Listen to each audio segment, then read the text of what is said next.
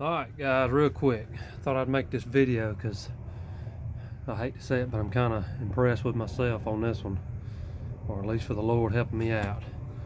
I've been working on this water heater. You say hot water tank and people will get you. It's a water heater. It's in this shack outside. We were actually over here a while back and built this, or repaired some of this, but anyway, they're selling this house and can't get the pilot light to stay lit on this water heater. It's only 4 years old, but we couldn't get. I've had a couple people over here already actually looking at it. I'm gonna try to show you through this sight glass. Yeah, you can see that flame burning in there. So Connor and I were over here a couple of days ago working on this thing. And like I said, they had a heating and air guy over here the other day and a plumber, and they couldn't get the pilot light to come on and stay on. So then I came over here, today's Thursday, we were over here Tuesday morning. We were able to get the pilot light on, and you can see, got the dial right now, I got turned on very hot. I'm gonna back that off. But you just turn that dial to pilot, push in on it, and then this is the igniter. And I did that and it came right on and turned the flame on and it took off. And of course, you know, I got all cocky and said, oh, I done fixed it, you know. I did what the other guys couldn't do. So anyway, this cover, see there's 2 screws here and here, and then another couple, sorry to do this with the phone, here and then down below. So I put that cover back on and called it good.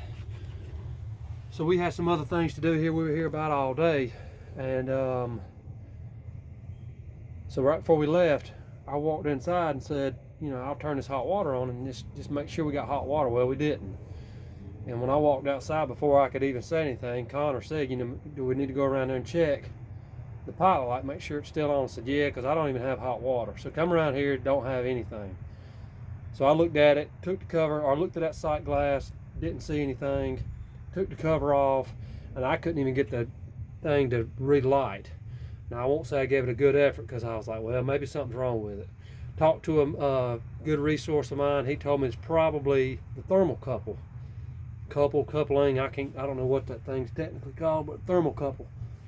He said 9 times out of, and that's what the internet says, 9 times out of 10, that's it. So I was going to come over here today and pull this thermocouple out and order this guy a new one, but I just to see, I got it to light again. Got it to light, burner's going. I sat here with the door off, of course. You know, I took the door off to make sure it was light, and you don't have to take it off to light it, but I couldn't get it to light with the door on. So I said, well, maybe I just can't see through that sight glass real good. So I took the door off, got it to light, turned the burner on, let it run for 15 minutes, everything's fine. So I said, well, maybe once the flame kicks off, the thermocouple, or it kicks off after 30 minutes. So I called the homeowner and told him, I said, I'm gonna have to let you get a plumber to order your thermocouple if you're gonna try to do this under warranty, because I'm afraid I'll void your warranty. So anyway, that's what we decided on. I put the door back on. The burner's still going, but as soon as I put that door back on, I heard that flame start to go out. So I pulled the door, I just pushed the door on there to get ready to put screws in. But as soon as I did, I could see that flame start to die. Took the door off, the flame took off. So I went back and forth, just playing, putting that door, holding it up, and every time I do that, it start choking out, and I take it off, and it jumped right back, so telling me I wasn't getting any air. It's like it was suffocating. So I'm like, what in the world? You know, how does it get air? So I did notice down in here, I've already got it out, down in this little tray right here, it was full of water. And another job we had to do was replace this board on the top, because it was rotted out from water getting in. Had to try to, you know, replace that wood and seal where that water's coming in at. So all that stuff started clicking. I said, well, maybe, you know, it's breathes. There are some openings. I don't know if you can see it on the camera, but there's some little slots all the way around this thing. I was thinking, well, maybe that's how it gets air. It breathes air through there, but if it's full of water, it can't get any air. So I went around here. This is what this drop cord's for. Got my shop vac, my little shop vac, and I stuck this little hose down in here. Sucked all that water out of there. Flame was still burning, by the way. Sucked all that water out, put my door back on. It's all screwed back on there, and it's running like a champ.